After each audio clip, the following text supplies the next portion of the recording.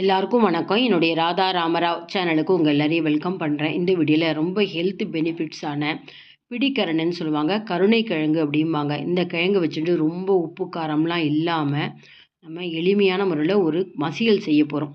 இந்த பிடிக்கரணை அப்படிங்கிறது நிறைய ஹெல்த் பெனிஃபிட்ஸ் உண்டு. முக்கியமாக இதை பார்த்தோன்னே எல்லாரும் சொல்கிறது மூல நோயை சரிப்படுத்தும். மூல நோய் எப்படி வருது அப்படின்னா, உங்களுக்கு மலச்சிக்கல் அதாவது கான்ஸ்டிபேஷன் இருக்கிறப்ப தான் இந்த மூல நோய்ங்கிறது வரும்.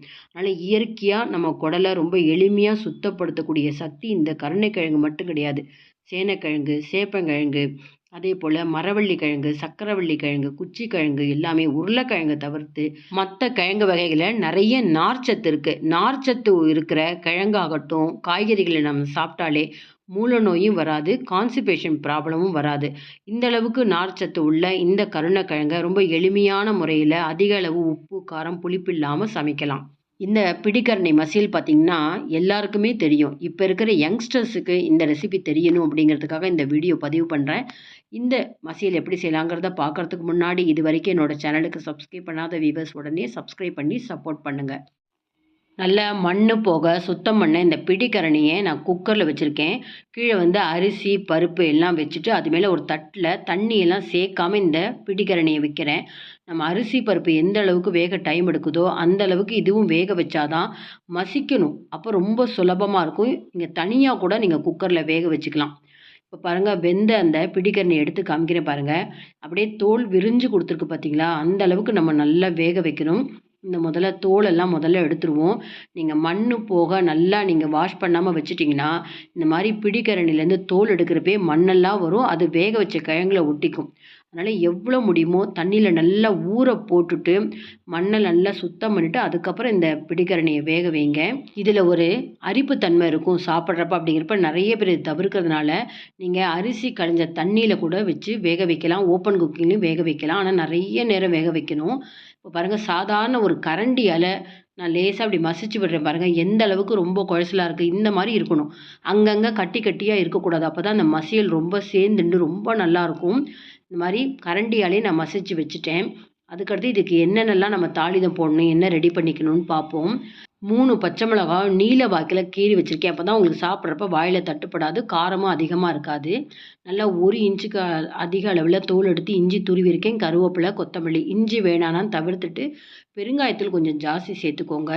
ஏன்னா இந்த மூல நோய் இருக்கிறவங்களுக்கு சில பேருக்கு இஞ்சி ஒத்துக்காது. நல்லா ஒரு 3 டீஸ்பூன் எண்ணெயில் கடுகு, உளுத்தம்பருப்பு, கடலைப்பருப்பு, தாளிதம்லாம் கொஞ்சம் நிறைய போட்டுட்டிங்கன்னா இந்த மசியல் சாப்பிட்றப்ப இந்த பருப்புக்கள்லாம் வாயில் தட்டுறப்ப நல்லா க்ரன்ச்சியாக இருக்கும்.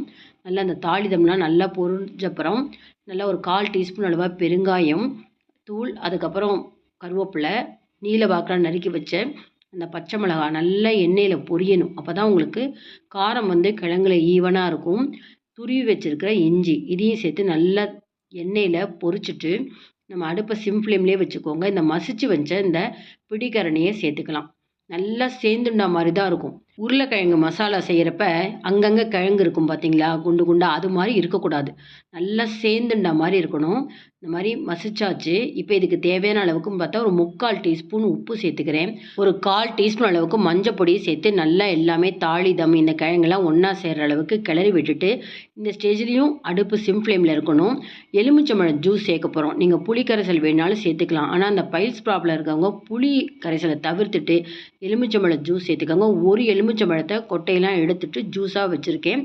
அடுப்பை நிறுத்திடணும். எலுமிச்சம்பழம் ஜூஸ் சேர்த்துட்டு அடுப்பில் கிளறினா கசப்பு தன்மை வந்துடும். இந்த மாதிரி எலுமிச்சம்பழம் ஜூஸ்லாம் சேர்க்கறதுனால உங்களுக்கு இந்த பிடிக்கரணியில் அரிப்பு இருந்தாலும் உங்களுக்கு சாப்பிட்றப்ப நாக்கில் அரிப்பு எடுக்காது.